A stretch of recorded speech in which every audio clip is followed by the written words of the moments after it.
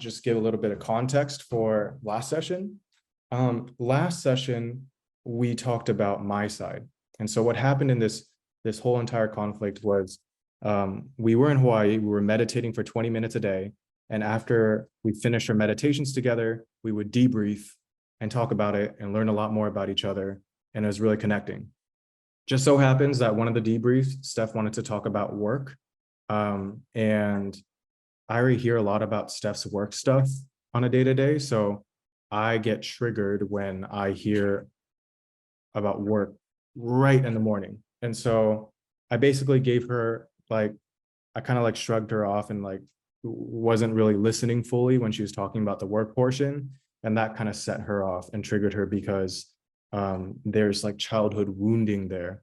And so this last time I talked about how I was able to calm down my stories in conflict with her.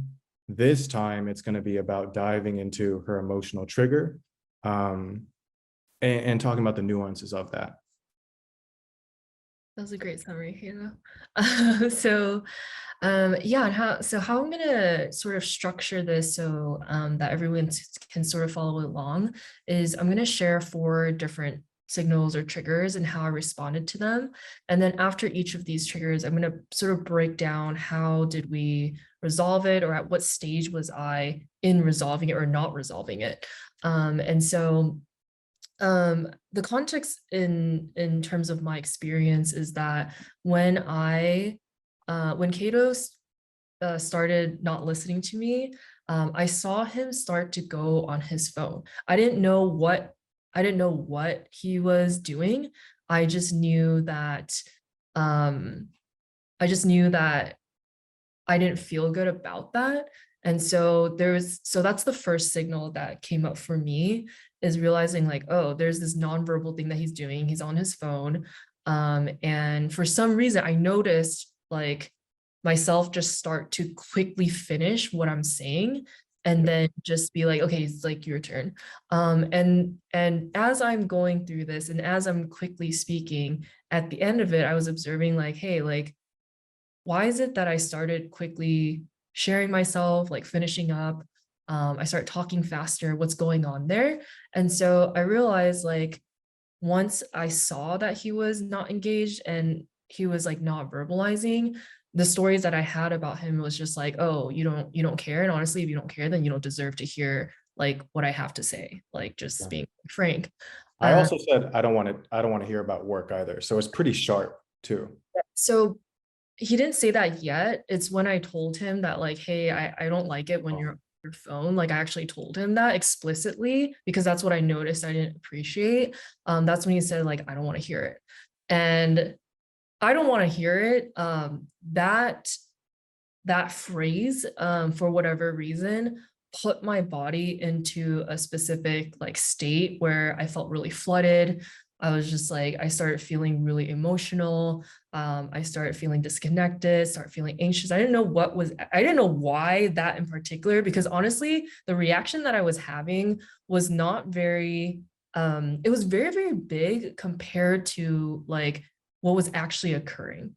So, just saying like, I don't want to hear it. So with this first signal or trigger where Cato's like sharing, going on his phone, I want to talk about like the process of like kind of responding to trigger. So I call this sort of like a reptilian reaction, right? Like very natural. You don't even know that you're it's not conscious, it's just literally like happening, right? And so there's like stages in the process of learning how to resolve emotional like triggers. And I think that when we're in this state and we're not quite aware yet what's going on, the chances of us feeling able to resolve something are like really low. And especially if we haven't quite invested in our like self-work or self-awareness or things like that, oftentimes we can be like very overtaken by the stories that he has, like the stories that we have. So for example, he doesn't care about me and I take it personally. And I start spiraling, I start thinking this relationship isn't a fit, that maybe like I'm scared that this person is going to leave. And so oftentimes when we're not quite aware yet, and we also may not have the tools yet, there's a part in our growth journey where it's like we tend to just react. We say, we potentially say mean things.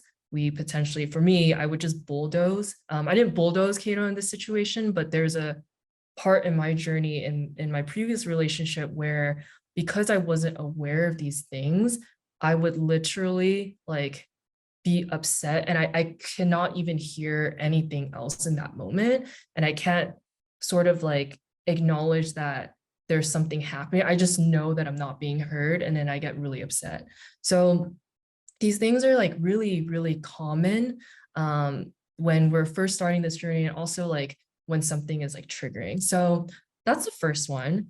Um, the second signal that Cato, the second thing that he said that was he was trying to repair with me. So Cato actually recognized like, oh shit, I did something wrong.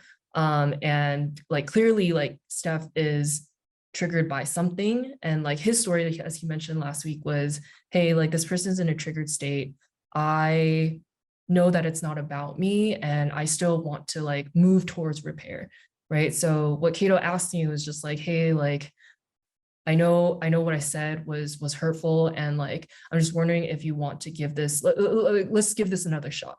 Right? So he's basically asking for a second chance at being able to have this conversation. Do you want to share like, you know, what your meditation like stuff was about and stuff. And so what I noticed when Cato was sharing, do you want to give this another shot?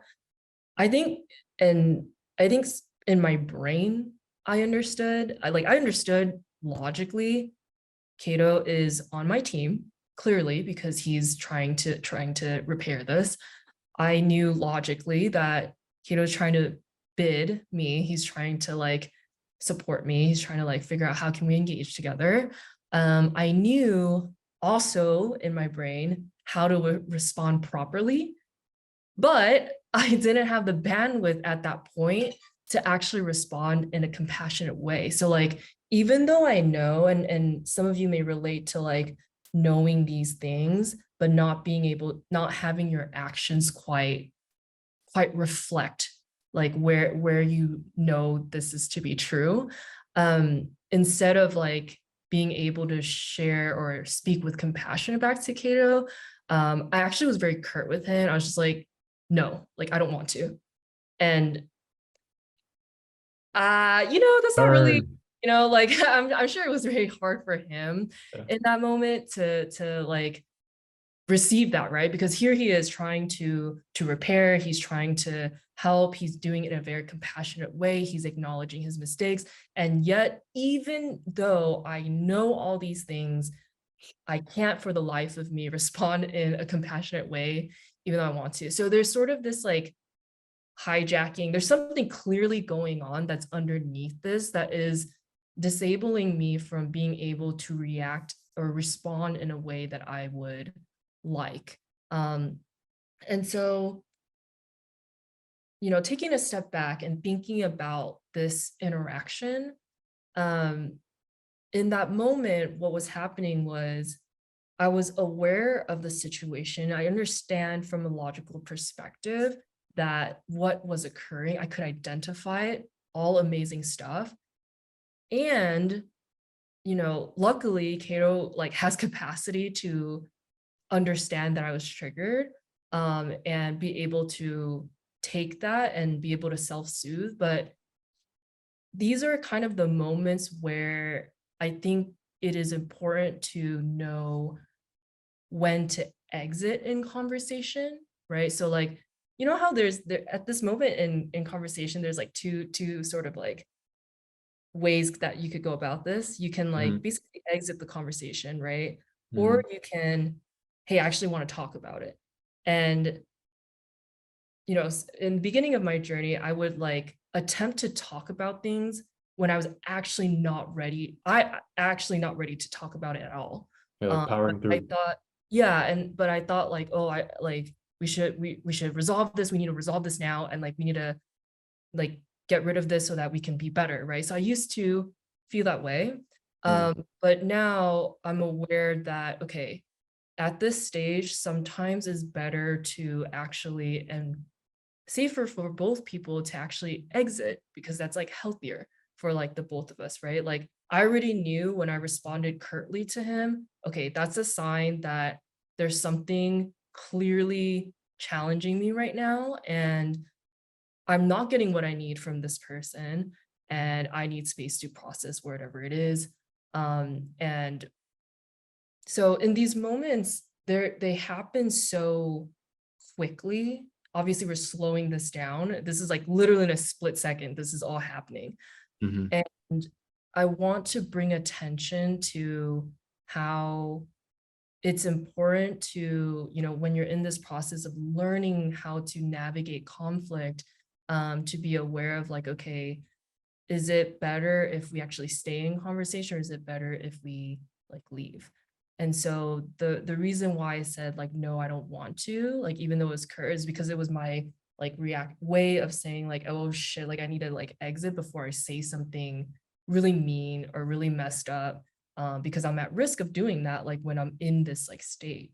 mhm. So okay, I'm gonna stop there, Kato, in case you want to add anything before I go into like the next part.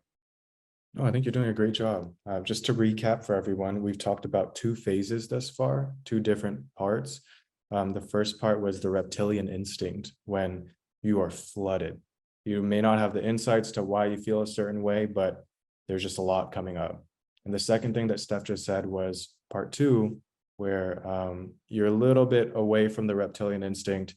We kind of call that the awareness and harm prevention stage, where you are aware enough that like something's going on. You don't really know how to communicate your needs just yet. Um, but you know that like this could get bad, or you don't have the bandwidth to actually like bring things back to equilibrium. You can't just bring it to harmony so fast. So there's at this point, it becomes more so about like how do you exit in a graceful way, or table this conversation for another time. So that's what you just covered. We got two more for you. Thanks, Kato. Okay, so at this point in this experience, which by the way all happened within a few minutes, Mhm. um, at this point, I said I know I don't want to, and so we're just like sitting in silence. So for some of you who were in last week's session, you heard Kato talk about how, he made a choice not to say anything like to me, basically just took my response, no, I don't want to, as is, instead of choosing to try to save me or try to fix me or try to do anything, because his work is around like, how do I, own what is my part and let Steph own what is hers, Yeah. right? So Unwinding the savior complex, because I have a tendency, there's so many different ways to support someone. And something that I can default to, even if it's not like problem solving, is like I will still ask questions sometimes to be like, how do you feel? How are you feeling? But sometimes like that's still something to fill the silence. And so I just decided to separate, which was hard for me to not do anything. Okay, go back and back to you.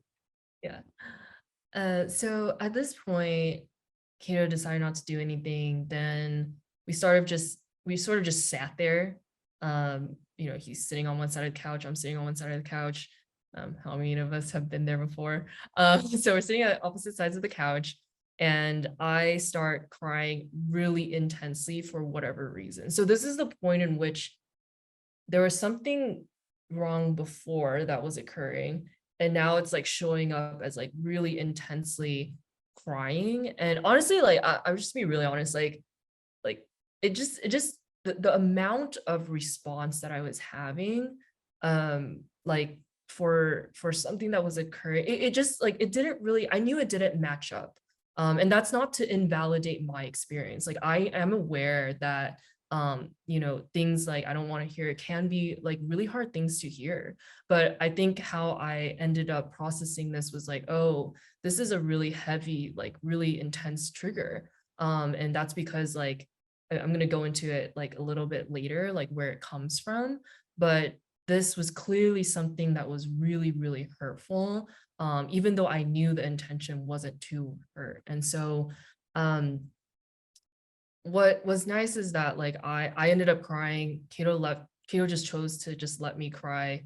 He decided to just sort of like sit and like meditate a little bit. And then I just started writing in my notes app.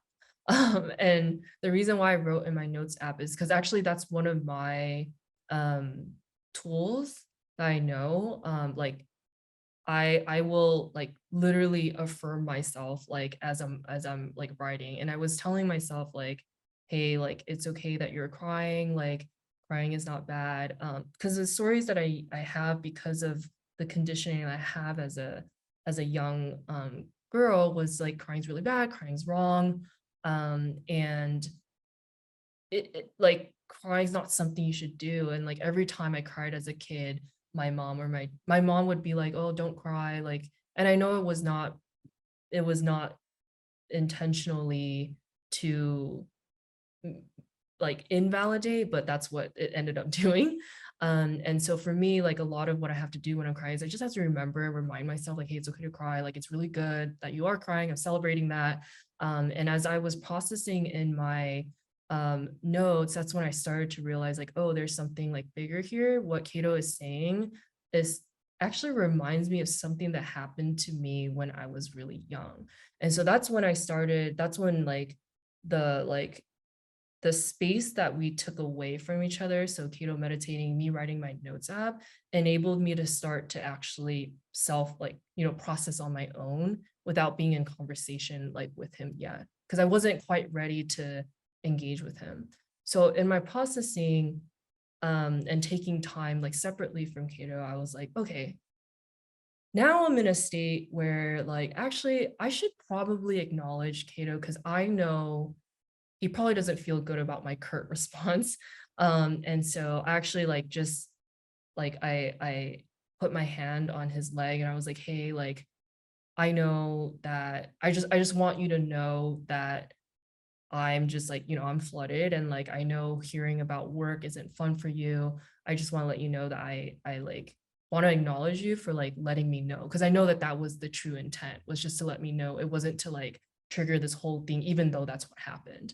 So in this sort of phase, this sort of like where I'm processing, Kato's processing, there's this sort of like sharing feelings and sort of like basically engaging in tension in a very productive way. So if you think about it, in the moments before, I was not ready to, but you can see like things can shift with space or things can shift when you're, at least for me, like just engaging in a different way, in a different medium. And so that enabled me to sort of like calm down just a little bit and then just share like what's going on for me, acknowledge him because I recognize, it's not just all about me, but like this person's in this interaction as well. And it's important for me to also recognize his part. So with this being said, though, I think that for many of us who are part of this growth journey to become better and show up better for our partners, um, I think the nuance in this stage is that there's a part of the journey where you learn how to identify your feelings. And I'm sure for those of you who are in therapy, like this, like we always talk about feelings, right? And then we talk about, okay, now that you know your feelings, how do we request what we need, right? And so oftentimes at this stage of our growth journey, we're like, okay, like I feel sad and I want an affirmation right now. And I think sometimes what ends up happening is we feel like we did our job, right? Like, which is really great. We said the feeling, we said the need. And something that I think we miss sometimes is recognizing and really being with the fact that sometimes a person that you're in conflict with may not actually have capacity to give you what you need. And so I think that's sometimes a really difficult place to be in because like on the one hand, it's like, dude, it's really freaking good that you're like sharing all this. And man, it is really freaking hard when you say that and somebody's like, sorry, I don't have bandwidth to like give you what you need, right? So there's and so this is kind of where there's a couple of different things that can happen, right? At that point, if you don't get your needs met or can't get it met, then the question is like, what happens next? Like, where do we go from here? And so um, luckily, like Cato was available, but maybe Cato, you can go into like what Yeah. occurred for you, because I think this is more relevant to what was happening on your side. Yeah. So just that's like one of the most important lessons from today.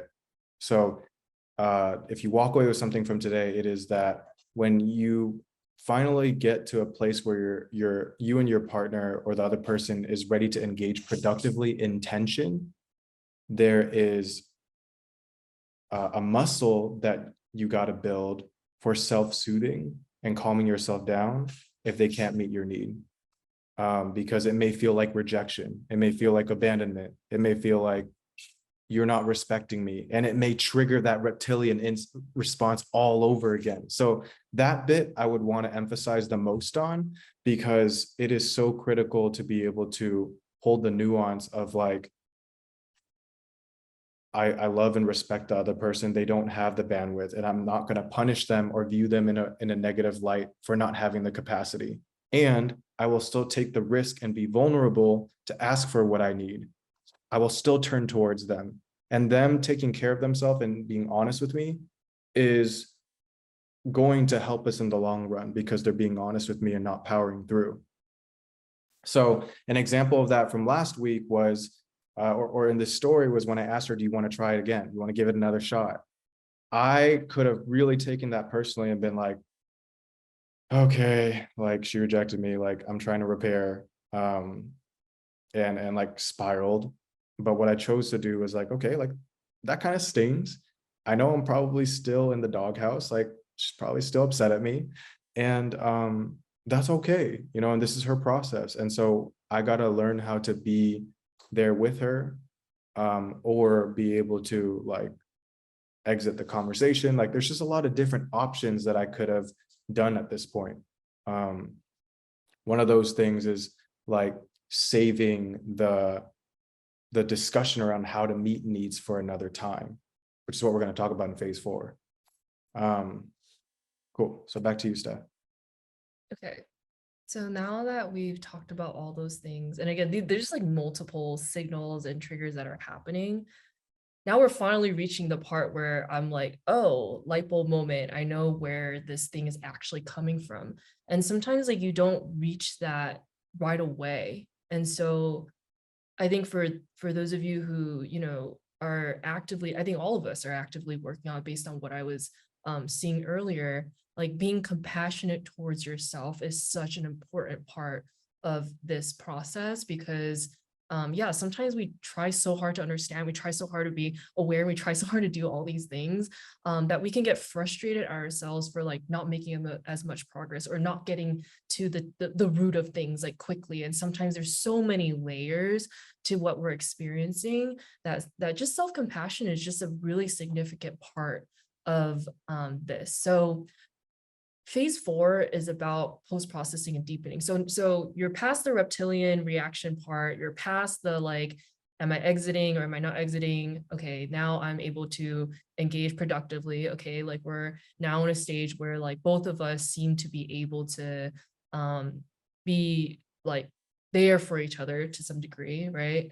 And so now we're in sort of what I call like post-processing and deepening, which is part of this repair process. So this specific part is really critical, because if you don't do this part, if you miss this part, then you don't get to retrieve those gems from the conflict.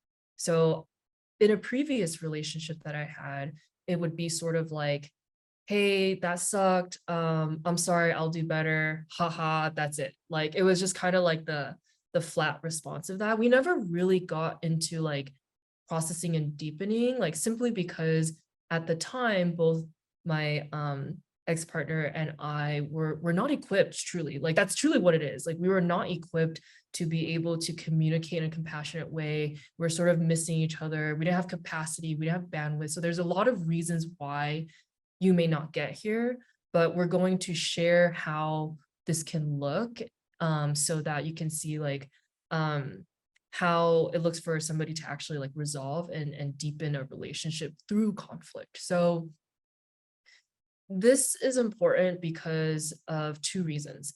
The reason why you have to do this post-processing, this deepening part, is because there's opportunity for you to set up accountability for how can we continue to show up for each other in conflict in the future, and then also get consent for what I call like intervention. So like supporting each other in the process. So um, for this like last part, basically like after Kato was meditating, after I was writing my notes app, I told Kato like, hey, I just want to acknowledge you for that, that you were trying to support me and I just like couldn't respond in the way I wanted to. And then this is when Kato was really helpful. At that point, he was just like, okay, I'm actually going to choose to ask questions and like support Steph in um, just helping her understand what is like happening. So again, Kato wasn't trying to like save me, but he saw an opportunity to just be like, hey, I can just be there for her. I can just listen to what has happened. It's clear that this is something that's important to her.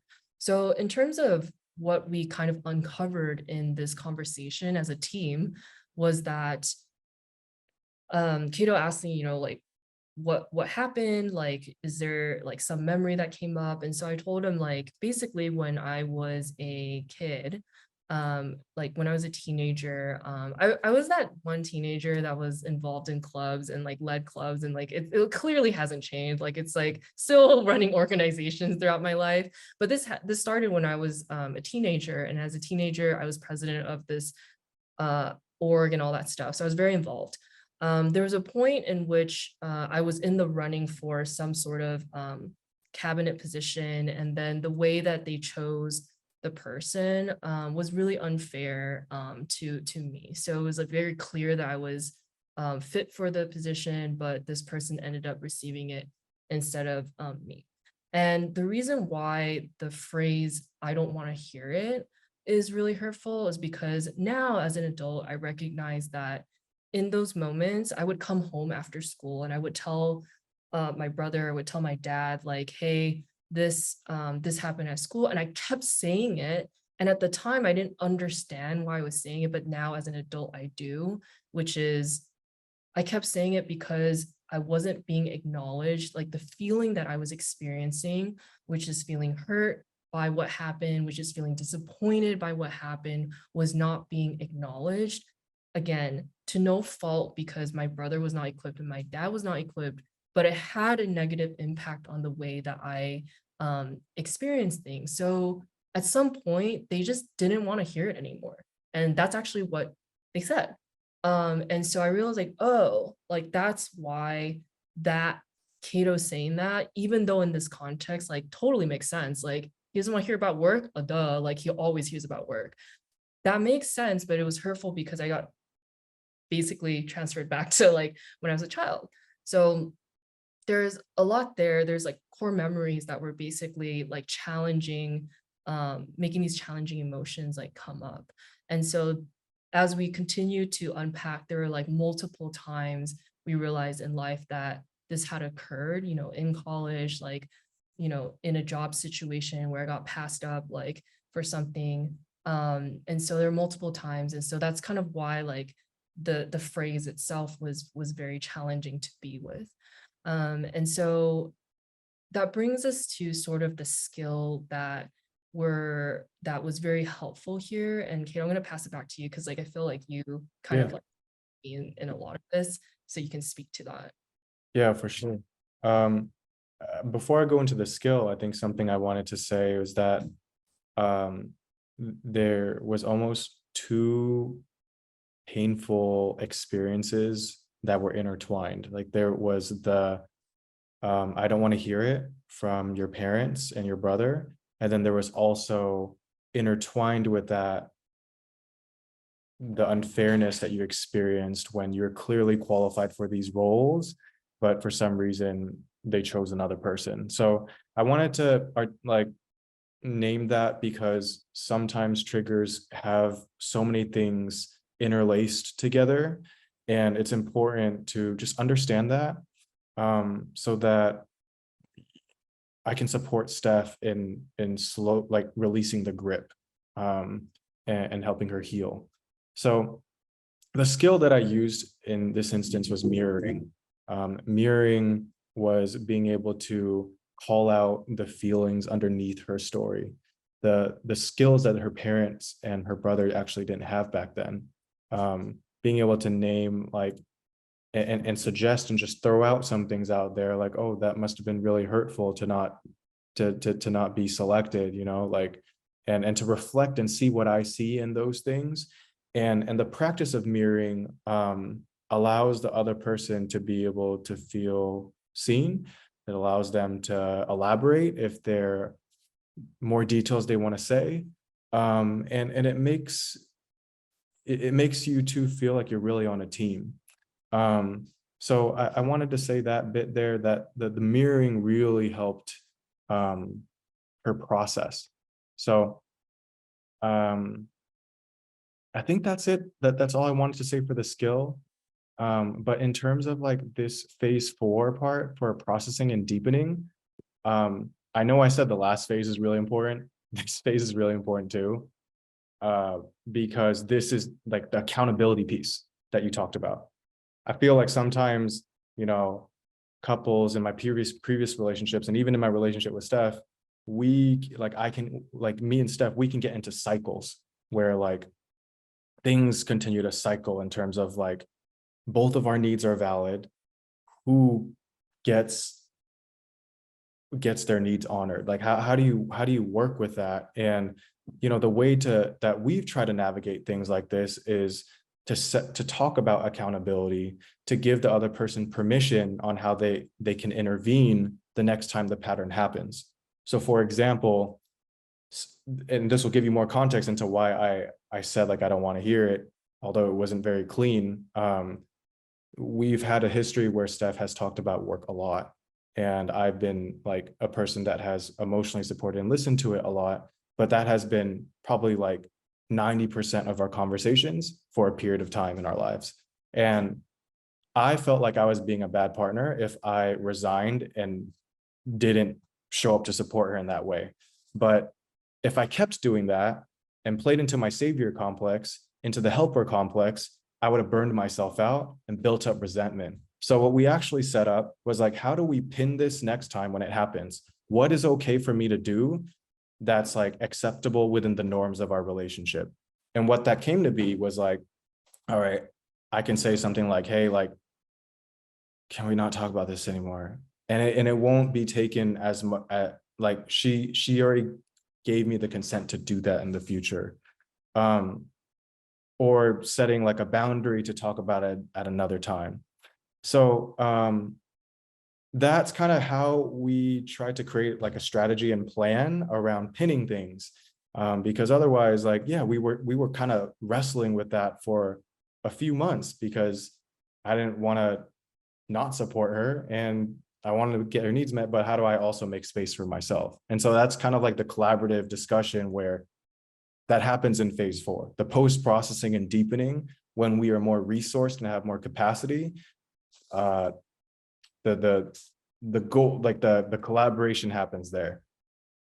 Yeah, and I think something that was really important was actually to really unpack what specifically Cato didn't want to hear. So like when I hear I don't want to hear it, I hear like, oh, you don't want to listen to me. You don't want to, that's my story. It's like an umbrella thing. But it's actually like, hey, like I don't want to hear about every single detail about work, but I'm down to hear like what lessons you got from it, or like what so getting into like specific details like really helps set clear boundaries. And so I think that was like really important part of the process. And again, this collaborative effort is super key, because otherwise the thing will happen again. We don't know how to respond, like we're not moving. And I think I know for me at least, like being a recovering people pleaser, boundaries feel like I'm dying. Like boundaries feel like, oh my God, it's the end of the world. like type of reaction. Yeah. And so there's this sort of like, how do we support me in moving into like being okay with boundaries? So asking Cato to be, kind about the way that he expresses it. And then how do we support Cato in his journey of upholding the way that how he wants to grow into somebody who isn't always saving me, isn't always defaulting to supporting me. So Hmm. Yeah. If I were to summarize that, I think there's a few bits. One is like setting the culture of your relationship, like that the safe container on like what are the safe interventions to do to like take care of ourselves. That's one thing. The other thing then is like building the capacity to self-soothe and to also resource in other places. And then the third thing is your language. How do you deliver and say it in a more compassionate way? I definitely dropped the ball and triggered that way, but like those are like three things that you can kind of track. And like at any given point, if you work on those, like directionally, you'll move in a better direction. Can't believe I said directionally better in a better direction. Oh my God. Um, but yeah, that's it from me. Steph, I wonder if you have anything else. no, that's it. That concludes our story time for today.